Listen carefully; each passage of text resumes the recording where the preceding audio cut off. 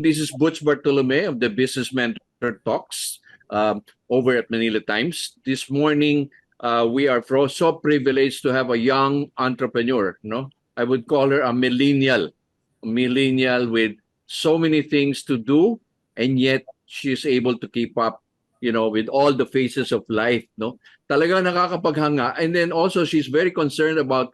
She'll talk about foundations. No, how her business is helping out foundations, no? And what business is she involved na talagang very relevant sa ating environment. So without further ado, let me introduce to you Jean Grace Santos. Hello, Jean, kamusta? Hello everyone. I'm Jean Grace Santos.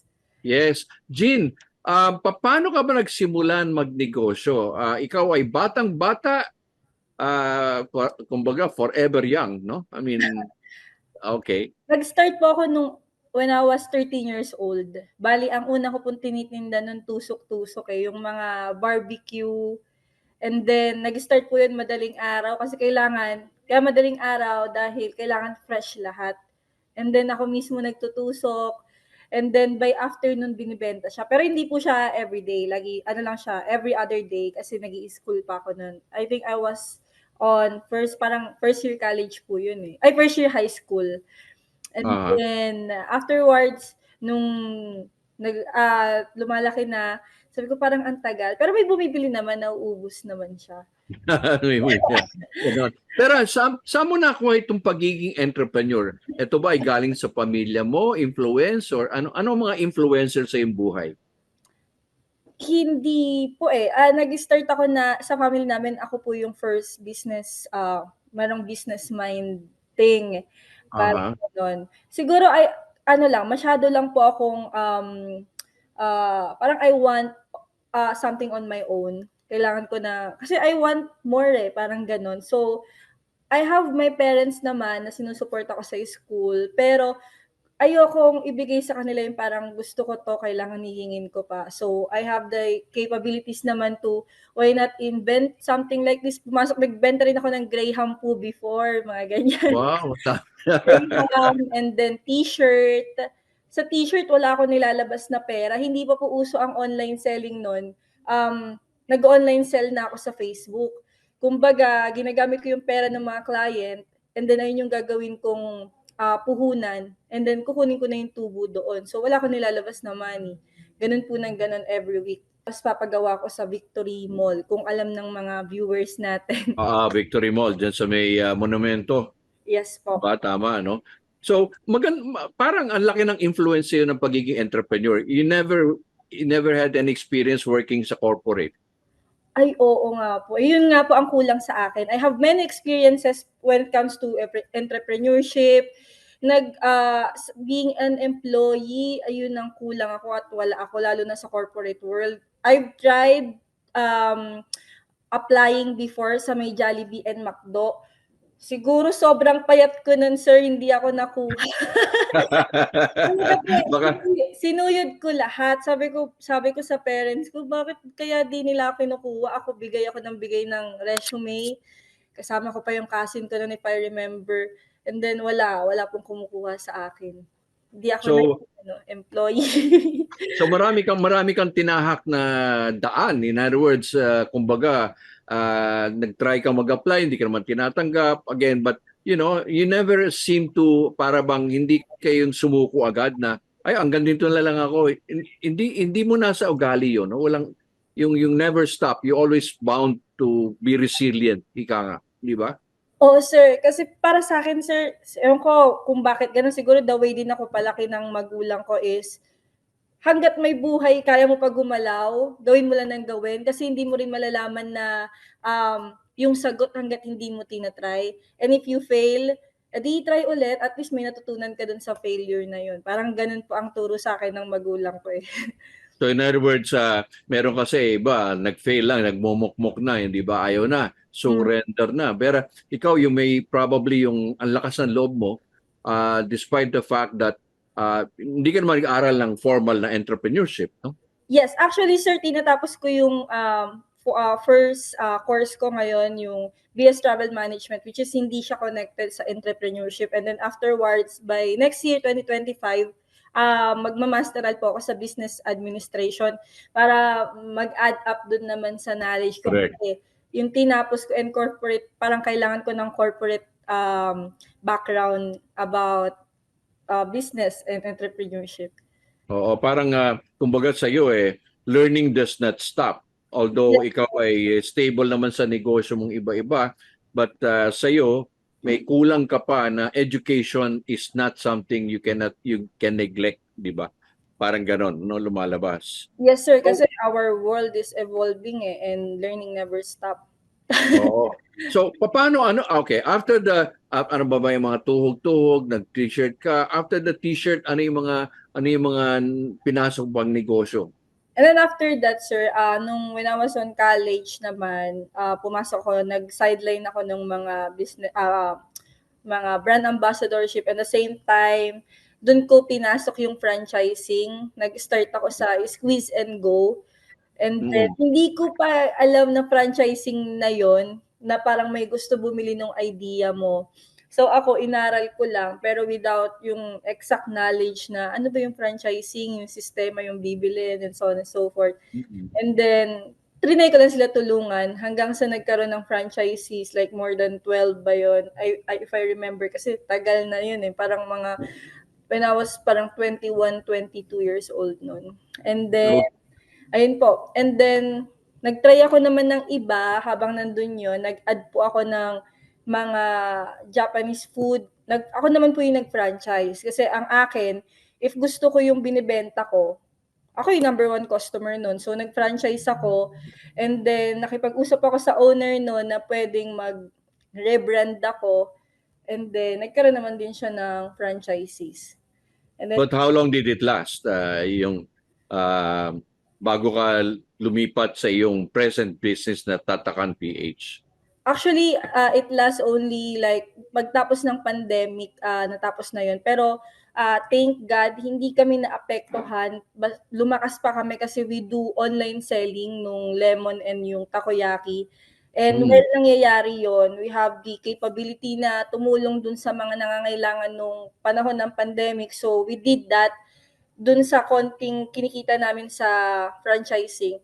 Meron lang akong natutunan dun sa mga branch ko na yun kasi lumaki po talaga siya, like dumami yung branches around Metro Manila is over expansion. So lahat ng money is doon na ilagay. So sabi ko okay lang kung nalugi, natapos na, and kaya ako nag-focus na sa Tatakan. And then, Oo, paano mo naman na-discover itong Tatakan? At saka yung pangalan, ang ganda no? Kumbaga, hindi mo na kailangan rememorize, sabi nga yung sa Tatakan naman, sir, because galing from franchising, na kailangan ng packaging. So, sabi ko, kailangan ng branding. E di, una nun, nag-order ako sa ibang company. Sabi ko, bakit ang tagal? Bakit tapos kulang pa? There's so many lapses dun sa nangyaring service. Sabi ko, why not ako na lang? So, I have this little money na bumili ako ng machine, nag-training ako mismo, and then inaral ko talaga siya for like 1 year. Hindi siya smooth, totoong hindi smooth, ang daming reject and all. And then sabi ko, ako na lang magbibigay ng packaging dun sa mga brands ko. And then after that, ayun po, sabi ko, nung umu-okay na, nakapag-produce na, inopen ko na siya pa isa-isa sa ibang brands, mga brand owner din. Na, ayun, may nagtiwala naman po. Nag-start kami sa bahay lang. And then, sa bahay lang. yes. Sa bahay. In other words, huwag mo sabihin sa akin garahe. Bali, ganun po siya. Up and down po kasi yung bahay namin noon. And I have yung partner po nun, pero yung partner ko is namatay siya nung nung pandemic. Siya yung katuwang ko doon. And then, nangyari po yun, dun kami sa bahay lang. Yung machine pa namin is manual talaga. Yung mano-mano. talaga Mano-mano gawa. like, gawa sa bakal, and kailangan malakas na katawan para magawa po yun. Bali, parang nag-gym ka na rin yan, G? Yes, totoo po. Oo. Kumbaga, na-exercise ka na dahil, mano-mano yun. So anyway, ganong kalaki na ang tatakan? Kasi parang nakikita ko may warehouse ka na no? Meron ka ng naka-solar panel ka na rin. Di ba? Ha? At very aggressive to si Jean, ladies and gentlemen. Ha? Yan, oo, sige. Bali yung tatakan ngayon, sir, is turning 4 years na po. Yung SJGA Trading, yung OPC, yung company po mismo is turning 4 years. Pero yung tatakan po is 7 years na. Bali, ngayon po, yung tatakan has 2 warehouses. Yung una po, itong warehouse na ito, we will turning this into releasing area and office admin checking Wow. area na po. And then yung Okay. pangalawang warehouse po na which is malapit lang din dito, mas malaki po siya and gagawin po namin siya. Lahat po ng operation is doon na po siya gagawin. So ilang tauhan ka nung nagsimula ka at ngayon, ilan ang tauhan mo ngayon? Ano po, Both sa iyo. nag-start po ako na 2 lang po yung staff ko. And then yung isa, wala na. Yung isa, until now, magpo 4 years na po siya na kasama ko. Bali, And now, ilan ang tauhan mo? Ilan ang nilaki ng tauhan mo? ano sir, ano po, bali ngayon, nasa ano na po sila, mga nasa 28. Wow, Sa mga 28, ha? bago. So from 2 to 28. So ngayon, ano mga service, ano yung mga products na tatakan? Actually, sir, Cover mo. ayun po, we do direct printing on different, before food packaging only, but now we diverse into all kinds of packaging. Name it, we can do it. Like anything po. We can do R&D kung ano yung kailangan ng client. And then, ang target ng tatakan ngayon is to like nationwide. And Mhm. efficiency, pagdating po sa client, mas mura ang, kahit nasa Mindanao pa siya, mas mura ang delivery fee. We will do that this year. And expansion, kasi hanggat bata pa ako, go lang go. So, ngayon ang network mo ay nasaan lang? Luzon lang ang Actually, sir, distribution? nationwide na po siya, pero mas madami po kasi namin is Luzon and Visayas. Yung Mindanao po, meron kami konti, pero gusto ko kasing mangyari is as in Luzon, Visayas, Mindanao, if why not lahat? I mean, like Yeah. 50% of the Philippines. Ay, di yun imposible. Oo. Hindi bawal managinip, Jean, di Opo, ba? tama. Oo, kaya lang talagang lakas loob 'yan. But tell Opo. me, how competitive ang market mo? I'm sure very competitive ang business mo, tatakan. Actually, sir, saturated po ang market ng packaging. It only, siguro ang unique proposition namin is service po. And then yung relationship sa client namin. We never stop na after mo mag-order sa amin is doon na tayo magtatapos. Ang sa amin is yung after sales care, or pag natanggap mo na, give us your feedback. And then, ayun po, we're more on um, client-oriented ba ang tawag doon, or Hmm. relationship dun mismo sa client namin. Kumbaga, sir, Oo. May nakita nga ako sa page mo na may feedback, no? Nakailang beses na nag-order, 9,000 something cups, and they're happy. I think basically, Jen, ang pinakamaganda sinabi mo yung customer oriented, no? Hindi yung first time nag-order, hindi that's na the first and last, di ba? Kumbaga, hindi ni ikaw probably ikaw ang humaharap, ikaw ang nag-market din with them, di ba? yes. So right now, so basically, yun ginagawa mo kasi hindi yung pinapaubaya mo sa mga empleyado, di ba? Hindi mo amo na sila, yung PO, bahala na, sige lang, order ng order, but you're more concentrated. Bakit sa tingin mo importante ito?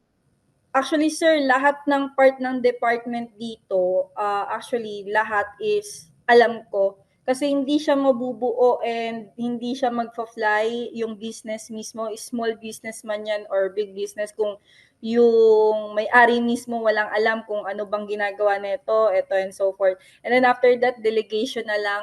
ng mga head or managers mo para kahit papano may alam ka or alam mo yung sinasabi mo doon sa team mo. Okay. And for me, that's important because pag hindi mo alam yung ginagawa mo, madali kang maloko ng tao, lalo na ngayon. And lalo na Yes, at my yes. age, pag ganito kasi yung age, sir, medyo ang tao, kahit empleyado mo yan, meron silang benefit of the doubt na parang, kaya ba niya? Tama ba itong pinasukan namin? Baka puro takot lang yan sa...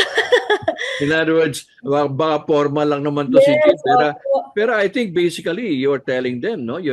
Para maganda yung ginagawa mo, you're doing everything because you want to prove to them that you know. Di Mm-mm. ba? Which is really, ito yung totoong pagiging entrepreneur. Hindi yung alam mo lang in the beginning, you're a visionary, but you're not an implementer. Kasi may mga negosyanteng gano'n, di ba? I'm sure may mga nakilala ka hanggang vision, Yes, sir. pagdating sa implementation, Jurassic na yung alam nila. Di Mm-mm. ba? Wala na.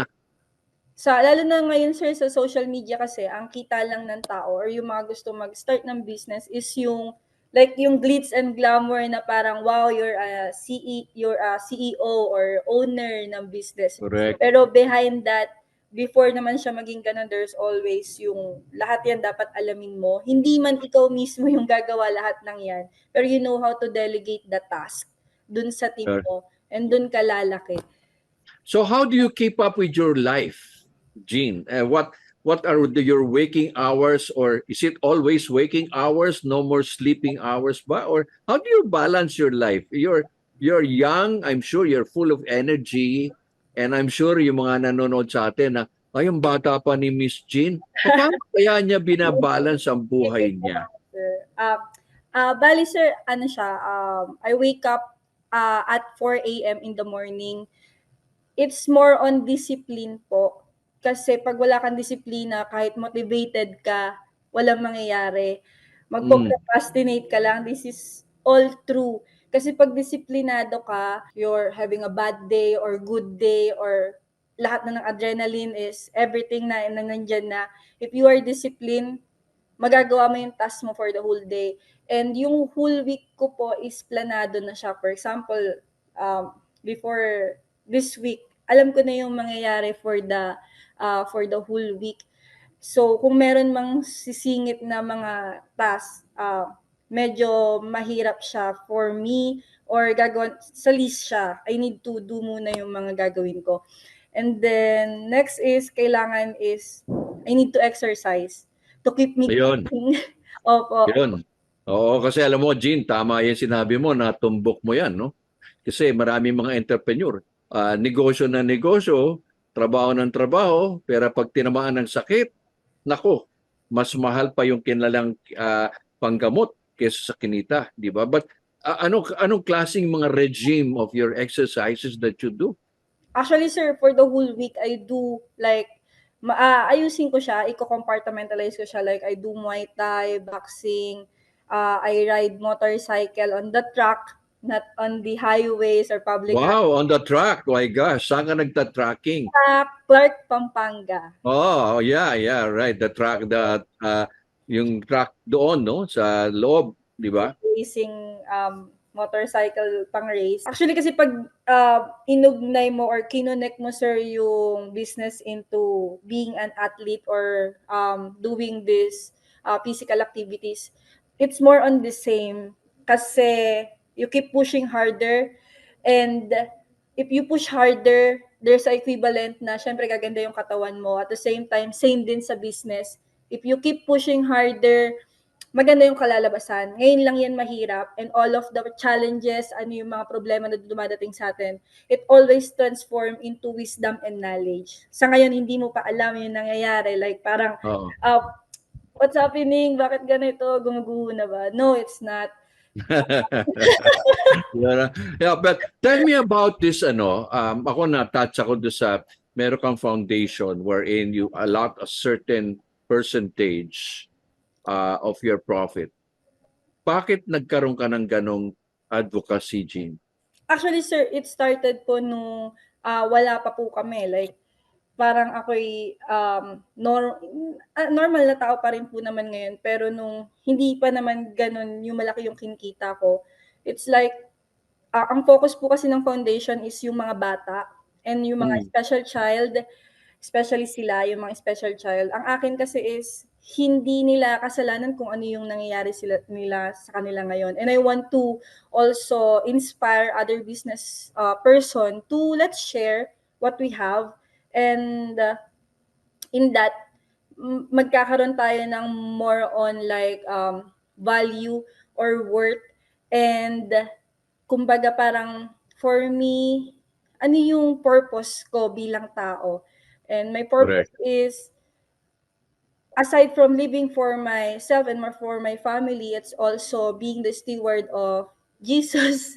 Exactly. Yeah, Oh, on spreading His blessing to other people. oh, nakita ko maraming dumadami yung mga bata, no? Yung mga special child, even the elders, no? Meron kang Yes, sir. binigyan mo, no? Sa elders din, no? So, how do you now see yourself? Are you a person who has come, 360 degrees? You are now self-made. You are now making, a dent in the community, in the business world. Ito ba nakikita mo na na-achieve mo na or you still want more? Um, Honestly speaking, sir, we're just starting pa lang po. And I have may mas malaki pa po akong plano para sa Tatakan and SJGA Trading. Now, we're on starting stage pa lang, and lahat ng nangyayari ngayon is molding me to have and to be prepared dun sa mga plano ko pa po 2 years from now. Wow. So, maganda yan, no? Abangan natin yan, Jean, ha? 2 years from now, you're talking of 26, 27, 29. 20. Well, hindi naman siguro. But again, pero ako, I'm really happy. Siguro, Jean, last thing, alam ko, your every second counts, no? Nagmo-model ka para sa iyong product. You're fond of modeling yourself also, as we can see. We also do podcast, sir, for our clients. Oy, magaling ha. Ay, baka maraming mga magpa-podcast dyan sa mga manonood, no? So anyway, Jean, tell me for our viewers, no, ano yung mga 2 o 3 lessons na pwede mong ibahagi sa mga kabataan, no, na naghahanap ng kabuluhan sa buhay? Like you, for example, years ago, ano ang pwede mong maipayo? Like what I've said earlier is, number one, kung ano yung, kasi lahat tayo may kanya-kanyang gusto sa buhay eh. It's either businessman yan, trabaho, or nag-aaral ka man ngayon. Just do it. Parang sabi nga ng Nike. For you to know the answer or the result, just do it. Start it now. Kasi wala nang bukas, wala nang susunod na araw. In other words, procrastination is not the word for Yes, you. sir. Correct po. Opo. Oo, di ba? Yes. And then how about capital? Kasi marami nagsasabi, hindi ako makapagnegosyo. Siguro swerte yan si Miss Jean. Meron siyang puhunan. Ay, Tama ba yan? Tama ba yun? hindi po. Nag-start ako sabi ko kanina, nag-t-shirt ako. Ang gamit ko is pera ng client ko mismo. I just have this idea, and yung free application ng internet, like ang gamit nun is Canva. Hindi pa kilala yung Canva before, pero now yun na lahat gamit nila eh. Ngayon pala, nag-edit lang ako. If you have that idea, just earn from it. Hindi mo naman kailangan ng malaking puhunan para makapag-start ka ng business. Ang kailangan mo lang is yung sarili mo. Yun. Oo. Oo. Hindi mo kailangan ng milyon para mag-start. If kaya mo magsimula ng maliit pa lang, for sure, kapag naging malaki yan, mapaparol mo yan, and everything will follow. So, kung ano yung meron kang halaga ngayon, isipin mo paano mo siya mabebenta kung ano man yung gusto mong simulan na business this 2025. Yeah, that's true. Pero ikaw ba ay kagaya ng mga iba, mga kabataan, inaapektuhan pag may mga criticize, nagbabash, lalo na kung sa social media. How do you do it? I mean, you don't seem to be bothered by that, no? Para bang ikaw ay isang tao na Bahala kayo sa buhay nyo. Ako, I will be productive. I will work for my advocacy. Actually, sir, yung mga feedback, negative man yan or positive, we always see that as a constructive criticism. Kasi if walang pumupuna sa'yo, ibig sabihin, you're doing wrong. Ibig sabihin, hindi ka nagkakamali. And the more na nagkakamali ka, the more na you are trying, the more na may feedback, the more na ina-acknowledge mo yung feedback na yon, lalo na kung negative, the more ka mag-grow bilang tao, personal man yan, bilang business owner, lalo na yung mga business owner, we really need feedbacks. Kasi kung wala tayong feedbacks, I think you're doing wrong. You're doing something wrong. Kumbaga, wala pumapansin sa iyo. Bahala ka sa buhay mo. Oo. Di ba?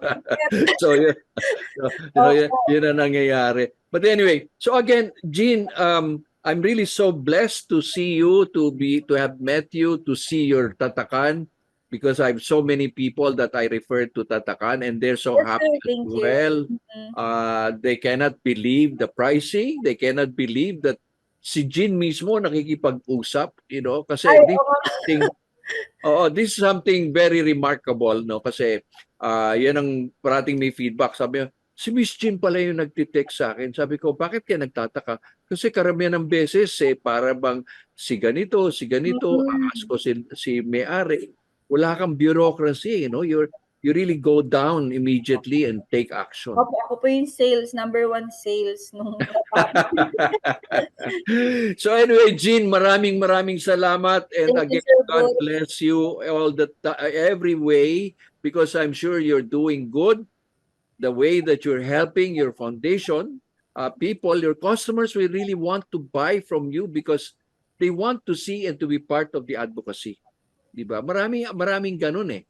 Hindi ako bumibili kay Jean ng product, but alam ko si Jean, tutulungan ko para makatayo at maka-help ng mga needy. Diba? Sabi mo nga sabi mo nga sa post mo as long as Mommy Jean is living. Na-quote kita doon, ha? Opo. Oo. At tuwan-tuwa naman yung mga lola naman. Naku, talagang para bang isang teleserye na isang very popular, no? Ikaw yung female version.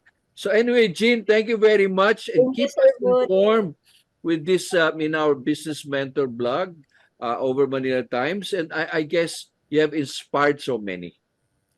Okay, sir. Thank you po. Thank you.